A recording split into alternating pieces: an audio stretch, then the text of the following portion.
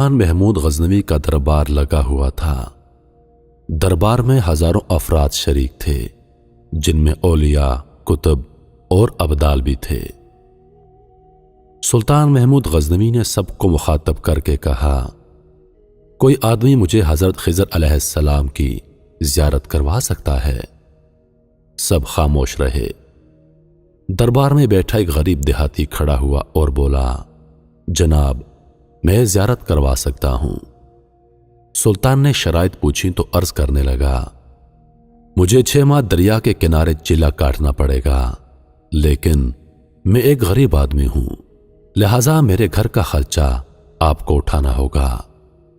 سلطان نے شرط منظور کر لی۔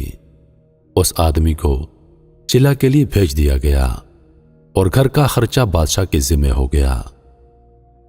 6 ماہ گزرنے کے بعد سلطان نے اس دیہاتی کو دربار میں حاضر کیا اور پوچھا تو وہ کہنے لگا، حضور، کچھ وظائف الٹے ہو گئے ہیں، لہذا 6 ماہ مزید لگیں گے۔ مزید 6 ماہ گزرنے کے بعد سلطان کے دربار میں اس دیہاتی آدمی کو دوبارہ پیش کیا گیا تو بادشاہ نے پوچھا، میرے کام کا کیا ہوا؟ یہ بات سن کر دیہاتی کہنے لگا، بادشاہ سلامت، کہاں میں گنہگار اور کہاں حضرت خضر علیہ السلام، میں نے آپ سے جھوٹ بولا تھا۔ دراصل میرے گھر کا خرچہ پورا نہیں ہو رہا تھا، بچے بھوک سے مر رہے تھے، اس لیے ایسا کرنے پر مجبور ہوا۔ سلطان نے اپنے وزیر کو کھڑا کیا اور پوچھا، اس آدمی کی سزا کیا ہے؟ وزیر نے کہا، جناب، اس آدمی نے بادشاہ کے ساتھ جھوٹ بولا ہے، لہذا اس کا گلا کاٹ دیا جائے۔ دربار میں ایک نورانی چہرے والے بزرگ تشریف فرما تھے۔ وہ کہنے لگے، بادشاہ سلامت، اس وزیر نے بالکل ٹھیک کہا ہے۔ سلطان محمود غزنوی نے دوسرے وزیر سے پوچھا، آپ بتاؤ۔ اس نے کہا، جناب والا، اس آدمی نے بادشاہ کے ساتھ دھوکہ کیا ہے، اس کا گلا کاٹ دیا جائے، بلکہ اسے کتوں کے آگے ڈالا جائے تاکہ یہ بلک بلک کر ذلیل ہو کر مرے اور اسے مرنے میں کچھ وقت تو لگے۔ دربار میں بیٹھے اس نورانی چہرے والے بزرگ نے کہا، بادشاہ سلامت، یہ وزیر بھی بالکل ٹھیک کہہ رہا ہے۔ آخر میں سلطان نے اپنے پیارے غلام ایاز سے پوچھا، ایاز، تم کیا کہتے ہو؟ ایاز نے کہا، حضور، آپ کی بادشاہی سے 1 سال ایک غریب کے بچے پلتے رہے، آپ کے خزانے میں کوئی کمی نہیں آئی اور نہ ہی اس کے جھوٹ سے آپ کی شان میں کوئی فرق پڑا ہے۔ اگر میری بات مانیں تو اس کو معاف کر دیں، کیونکہ اگر اس کو قتل کر دیا تو اس کے بچے بھوک سے مر جائیں گے۔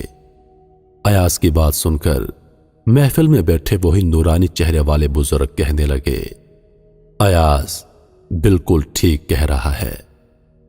سلطان نے اس بزرگ کو بلایا اور پوچھا، آپ نے ہر وزیر کے فیصلے کو درست کہا، اس کی وجہ مجھے سمجھائیے۔ وہ بزرگ کہنے لگا، بادشاہ سلامت، پہلے نمبر پر جس وزیر نے کہا کہ اس کا گلا کاٹا جائے، وہ وزیر ذات کا کسائی ہے، اور کسائی کا کام ہی ہے گلے کاٹنا۔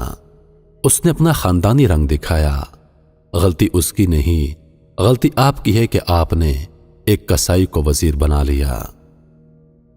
دوسرے نمبر پر جس نے کہا کہ اسے کتوں کے آگے ڈالا جائے، اس وزیر کا والد بادشاہوں کے کتے نہلایا کرتا تھا، کتوں سے شکار کھیلتا تھا، اس کا کام ہی کتوں کا شکار ہے، تو اس نے اپنے خاندان کا تعارف کروایا۔ آپ کی غلطی ہے ایسے شخص کو وزارت دی۔ جہاں ایسے لوگ وزیر ہوں گے وہاں لوگوں کو کتوں کے آگے ہی ڈالا جائے گا۔ اور آخر میں جو فیصلہ ایاز نے کیا تو سلطان سنو، ایاز ایک سید زادہ ہے۔ سید کی شان ہے کہ وہ اپنا سارا خاندان کربلا میں ذبح کرا دیتا ہے، مگر بدلہ لینے کا کبھی سوچتا نہیں۔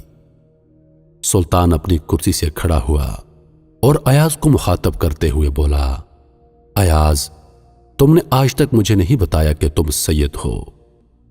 ایاز بولا، اے شہنشاہ، آج تک کسی کو اس بات کا علم نہ تھا کہ میں ایک سید ہوں، لیکن اس بزرگ ہستی نے میرا راز کھول دیا۔ چنانچہ آج میں بھی ایک راز کھول دیتا ہوں۔ اے شہنشاہ، یہ بزرگ کوئی عام ہستی نہیں، یہ حضرت خضر علیہ السلام ہیں۔ نہیں مانتا میں کاغذ پہ لکھا شجرہ نسب، نہیں مانتا میں کاغذ پہ لکھا شجرہ نسب، بات کرنے سے قبیلے کا پتہ چلتا ہے۔ کہتے ہیں کہ ہمیشہ گھوڑا اور دوست اعلی نسل کا پالیے، کیونکہ بری نسل کا گھوڑا اور بری نسل کا دوست پالیں گے تو وہ آپ کو نقصان ہی دیں گے۔